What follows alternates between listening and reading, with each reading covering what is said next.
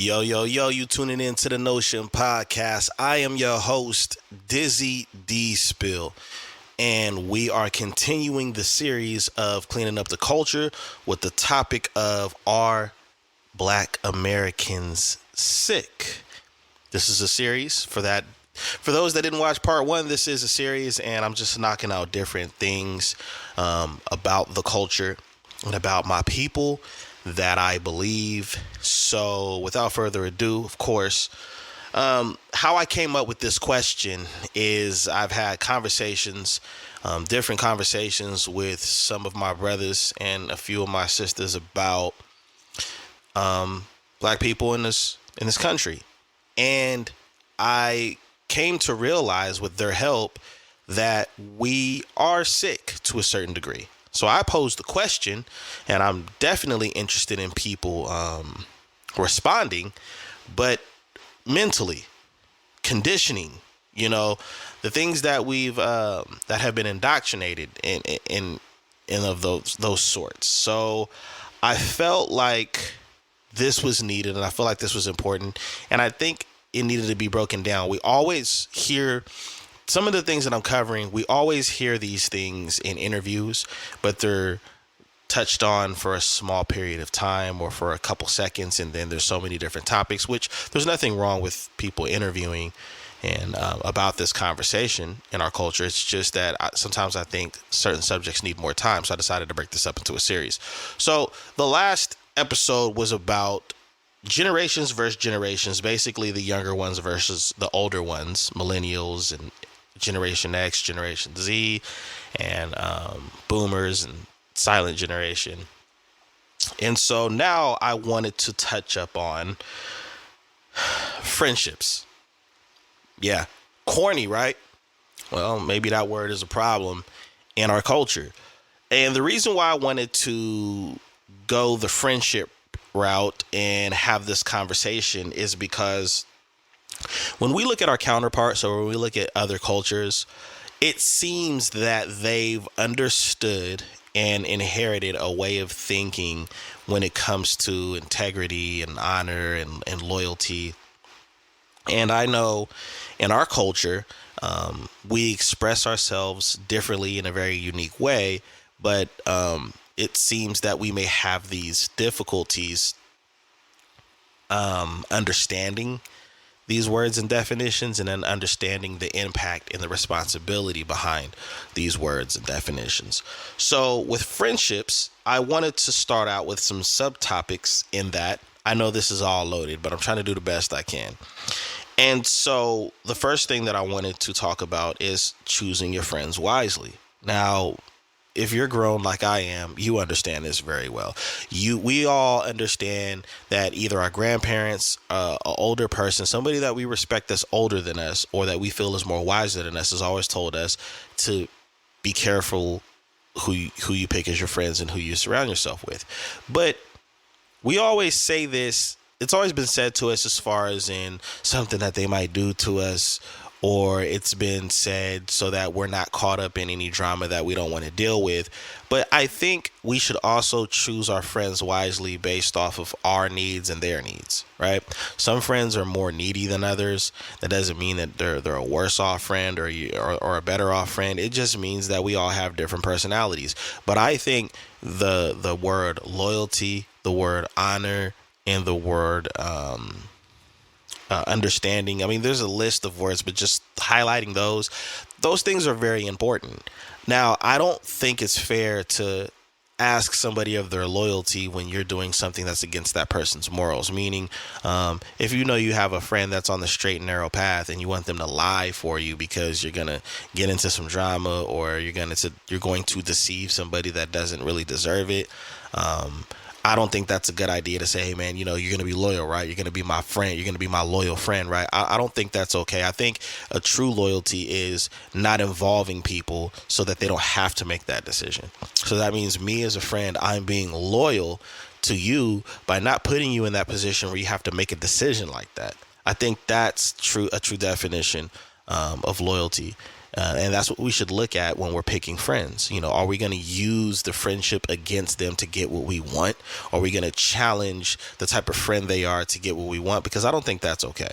I've never been down with that. I've lost friends. I've gained friends, being who I am. Some people are not okay with who I am. I have family that's not okay with who I am. I'm okay with that. But I know the majority of the people in my life feel a way about me that I appreciate and that I try to maintain and manage when it comes to my reputation. So I think when we talk about loyalty, I think that's very important. I think communication is important. We're all different, so we all communicate differently. But I think as friends, we should take the time to understand how one communicates. And some people are introverts, some people are extroverts. Some people don't know how to express their problems and communicate their problems. Some people are very emotional. We have to do a better job at understanding each other. And the reason why I'm highlighting these type of emotions and experiences, which I know some of you guys watching to feel like, well, who doesn't know this? But believe it or not, there's plenty of people in the world that don't know and understand these simple concepts. Is because when we get out there in the real world, there's so many things that we realize we need to work on sometimes that we don't know until we get in the real world. Managing friendships, managing relationships, managing a dynamic and a bond with your family. These things get harder when we get older because not all of us, most of us are not blessed enough to have time to nurture and maintain these things in the ways that those people need us to. So it's important to vet the individuals that we plan on spending a great deal of time with when we're in these times, I guess, these different situations. So as far as that's concerned, honor is important. You guys know that. Integrity is difficult, I feel like, in friendships, because it kind of goes with being in a relationship with people where it's like, are you going to tell the truth? Are you going to be completely honest with me in a scenario that might hurt my feelings? Or but it's still important, and it still should be given. It still should be given. People don't understand that relationships, as far as dating and friendships, are very, very similar. They require similar things. There's certain things that are not required, but they're very similar. They need your time. They need your loyalty. They need your energy. They need you to believe in them. They need you to be honest with them, even when they really aren't ready for that hard truth. Those things are important. But the reason why friendships are important, because we live in a time where it's F everybody, I'll do it myself, and I don't need nothing. And just like you hear the music where I don't need no B, or I don't need no N, or I don't need no friends, and I don't need no rhyme intended, by the way. People are so quick to try to make you believe what they don't need, which to me screams that you need it. And the reason why friendships are important is because they're going to get you through some times that nobody else can get you through. If you don't have a lot of family, friends and friendship can be very valuable. If you're going through a situation where your family and you are on the outs, friends can be very important. But friends can manifest through different things, and that's why it's important that we manage friendships, because sometimes you can create friendships through work. You could be working together and end up being great friends, and knowing how to manage a friendship and knowing how to separate work from friendship, which is very difficult to do. It's very difficult in this day and age for people to separate personal and business. You have to know how to manage those things to know how to manage the things around them as well. So as far as that is concerned, I think those are some things that you have to do when picking friends or when maintaining the relationships. I think we also need to spend a great deal of time on values. I've seen in a lot of situations, and I've seen older, wiser people talk about this, but sometimes understanding if you're friends with people for the right reasons. Values, right? Sometimes people are friends with each other, but their values are different. And then that comes out at some point in time, and that pretty much ends the friendship, because their values is this, my values is that. So what is a person's values? It's not for me to decide what values are good or bad, but just are your values aligned with your friends? And values aren't one of those things that just change. They can change over time for the better, but your values pretty much stay the same if you're a consistent personality. You know what I'm saying? So finding out what a person's values are, I think, is extremely important. Avoiding certain things, which I'm not going to say is virtually impossible, but something close to the seven deadly sins. You want to avoid those type of friendships where those red flags pop out. And for those that don't know, the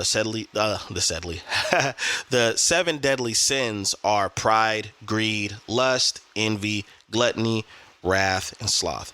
Now, some of those, I'm not saying if a friend has an issue to stop being their friend, and those are the obvious ones in those seven. But what I will say is that the things that stand out to me is the pride, the greed, the envy.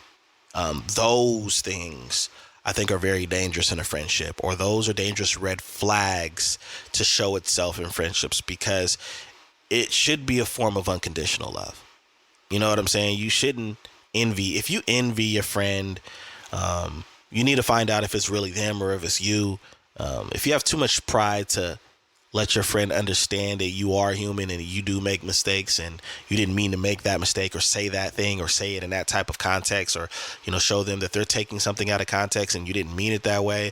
Those are dangerous red flags in friendships. And again, this subject is very odd, but in our culture, in the black community, we will fall out over nothing and will not apologize. We will go years without speaking, and then at some point in our life we carry a whole bunch of regret and resentment, and then we push even more people away, and we become even more isolated.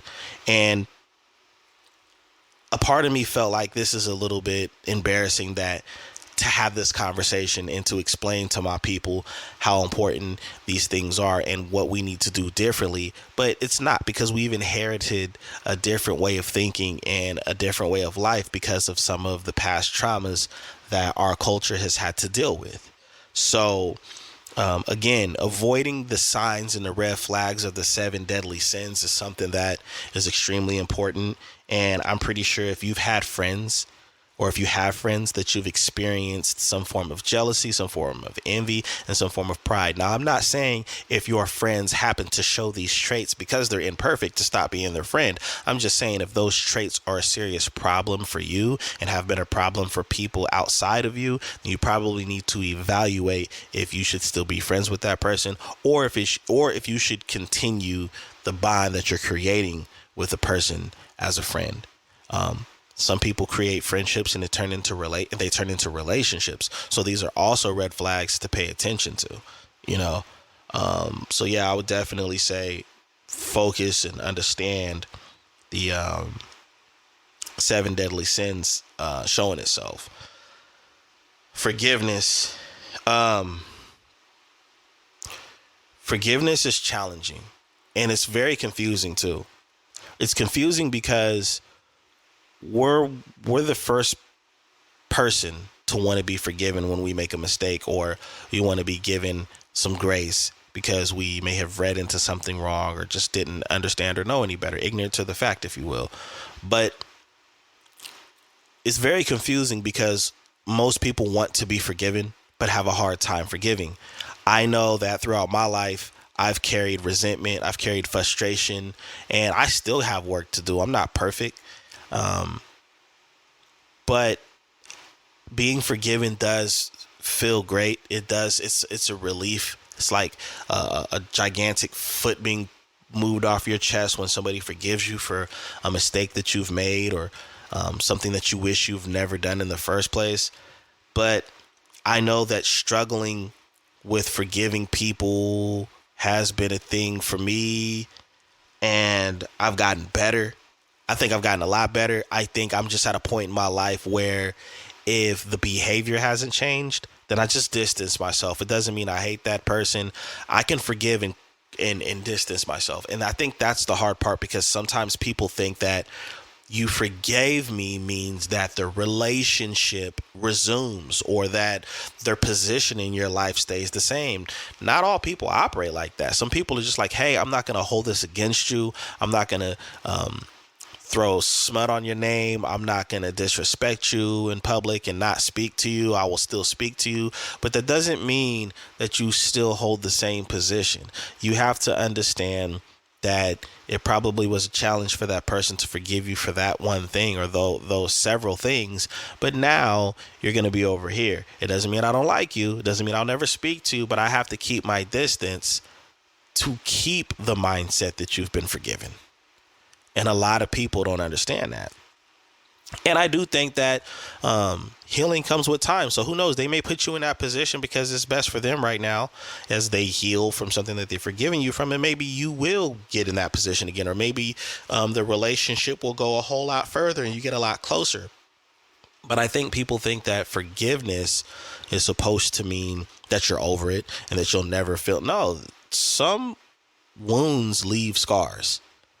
Okay, so although it's healed right here, I think I have a scar on my left. I think it might be this side. You know, I did something that I did when I was a kid. The scar is still there. The pain isn't there. The blood isn't there. But the scar is there as a reminder of what not to do. And that's why you have to respect when people put you in a certain position when you really have hurt them. Like I said, it's not fair for them to hang it over your head. And that's why forgiveness is important, or to just, obviously treat you a different way. But we have to understand that about forgiveness, that there's two sides to it. There's a side where they may operate a little bit differently when it comes to you.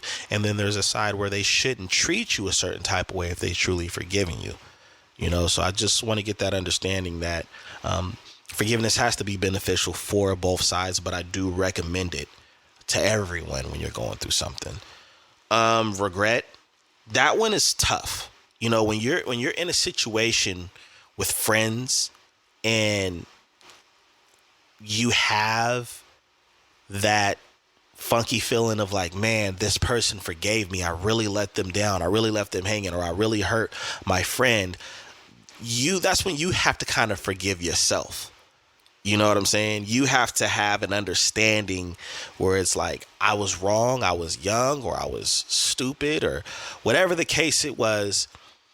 But I don't think that people should regret any relationships. Now, the experiences and the trauma and the crazy stuff you go through, of course, people wish that they never been in those situations. But without that experience, you might not have been able to help people that you can sit down and talk to. So you can take regret any type of way you want, I guess, or however you're built.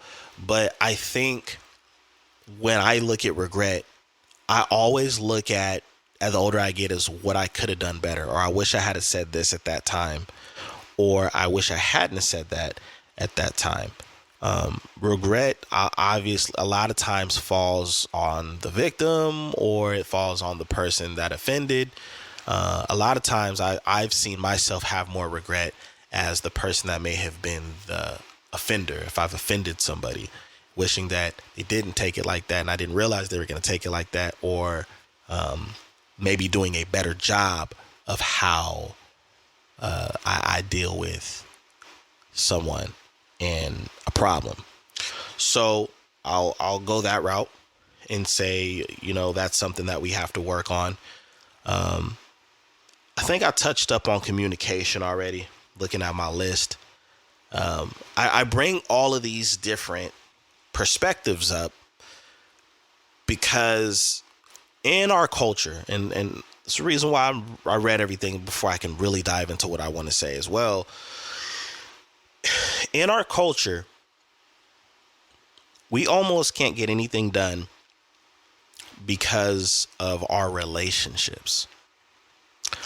When we talk about coming together, when we talk about making things better, whether it's cleaning up our neighborhoods, in the streets, and educating ourselves and the youth, we have to learn how to build and maintain our relationships. Right now, I'm talking about friendships, but I really mean all relationships. The last relationship that I covered was the generations. Those relationships have to get better. Everything that I read still applies. We still need to communicate with each other. We have to get this jealousy and envy out of our heart and pride out of our heart when it comes to the people that we have a relationship with. And then the other thing that I wanted to talk about when it comes to friendships is you can always find a friend in anybody in your life, whether it's your mother, your father, your siblings, your cousins, your aunts, your uncles, your in-laws, adopted family members. You know what I'm saying? You grow up with friends and now you guys refer to each other as family. However you spin it, you can always find a friend in each other. That doesn't mean that you treat them different than the role that they play in your life. It just means that you can have some moments here and there where it's like, damn, I really needed a friend, and Uncle Bobby was right there willing to talk to me about some scenarios that he went through that was similar to mine. Or it could be a situation where it's like, man, I really don't know what to do, and your father-in-law or your mother-in-law will sit down and say, hey, look, I've been there before, and this is some things I can do to help you. But that word friendship is actually, I feel like friends, the word, the true definition, and the great things that come out of it, I think friends, the word, is very underrated, and I think it's being disrespected because now you live in a time, I don't have any friends, I have acquaintances, and I've even caught myself saying something like that. I have a habit of saying I don't have friends, I have family, and that means that I pretty much consider all of my close friends, which are 10, 15, 20 plus years of friendship, I look at you as more as family.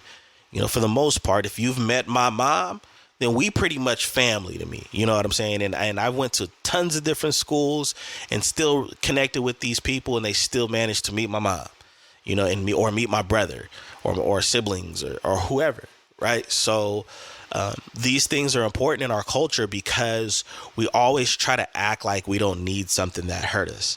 So if our friends hurt us, we say we don't need that friend, or we don't need friends anymore. If a relative hurts us, we like to say, well, I don't need them. I don't need anybody. Forget everybody. And that's just not true, because if that was the case, we wouldn't feel hurt in the first place, because they wouldn't have been close enough to us to have that kind of effect on us for us to respond like that. So I think we have to do a better job of understanding the type of relationships we're creating when we're creating friendships, because this stuff is going to teach us and help us understand how to maintain all the other relationships. It's very telling if you can't maintain some form of friendships with somebody, and that doesn't mean that the relationship is perfect. That doesn't mean that, well, you never argue with your friends, you never disagree with your friends. That's just virtually impossible. You are two different people with two different ways of thinking. How is it possible for you to agree on every single thing? It's okay to disagree with your friends. It's even okay to sometimes have not the best debate or a really bad argument.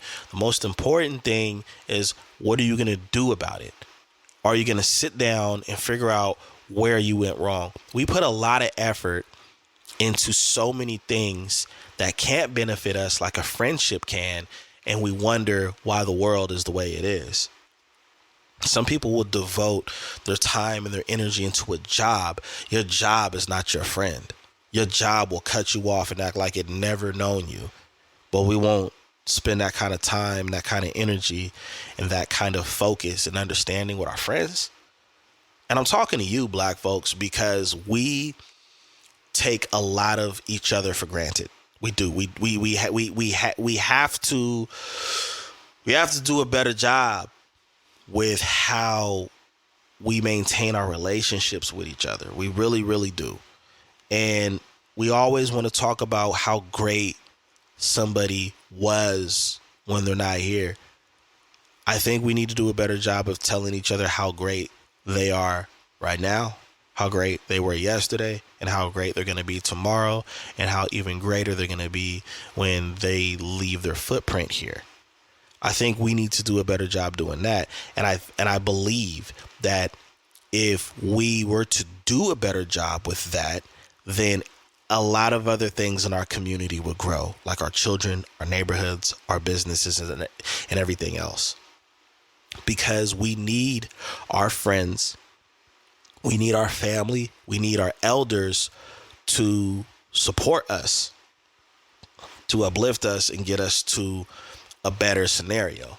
Now, I've seen a lot of things being perpetuated and being hyper focused on in our culture. The media loves drama. Even our media platforms love to promote and perpetuate drama. You'll see pretty much 90% drama and chaos and 10% positive energy and focus. And that's why we're in the current state that we're in. So who's going to be friends with each other and call that out? I know I have a lot more work to do. I'm in my mid 30s and I understand I still have more work to do on being a friend, being a brother, being a father, being a son. I have work in every area that I have a responsibility in my life. And I think most people do. But I do believe with friendships, it's a constant reminder and a constant subject that's always going to teach you and it's always going to evolve.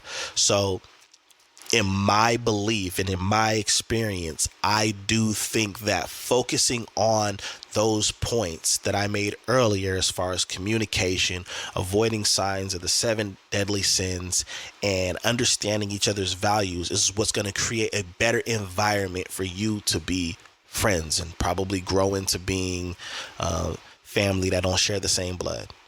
So I think that if we do those things, we will see a difference. Again, we will see a difference in everything else. When I look at, for example, and I know if the fellas were sitting right here, I wouldn't even be able to get this far because we would already be cracking jokes. But I'm dead serious.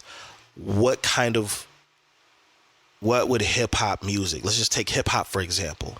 What would hip hop music look like if Biggie and Pac remained friends? What would hip hop music look like if 50 Cent and Ja Rule never beefed? What if NWA used some of these same skills that our culture lacked and they stayed a group? How would they have evolved as a group? Right? I'm just using a few. What if Jay-Z and Nas never feuded the way they did? What would the culture, what would hip hop look like? Don't get me wrong. We like to talk about the battle with the MCs and how that's a part of the culture. But what would that culture look like? I highly doubt that if those things didn't exist and all these different beefs worked together, that would have had a negative impact on the culture. I think it would have pushed the culture further. When I see are black celebrities that were once friends. I remember seeing 50 Cent and Floyd Mayweather going at it online. It was funny to a certain degree, but when you look at it from an adult standpoint, it's like, that's just crazy. We shouldn't even be doing this. A lot of beefs that we have in our culture start out from friendships first. And that just lets me know that we lack some of those tools and some of those things that we don't pay attention to when we're growing the friendship. We got to respect each other. We have to respect ourselves as individually, but we also have to respect each other. And if there is a disagreement, we got to work on that. We have to work on that seriously. I just think that I think that's something to think about. I think when you look at all of these things, we really have to think about that. What are we going to do? What are we going to do?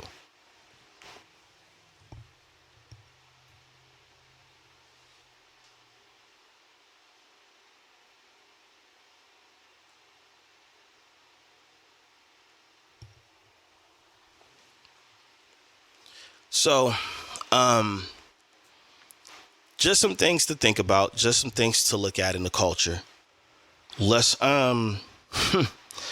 let's really take this information and please, leave comments, leave your likes, turn your notifications on, but definitely share your thoughts and opinions. There might be a lot of stuff that I missed in this, but I think adding to why black people are sick in America, it has a lot to do with things that we lack and things that we also have to move on from and let go and start building. So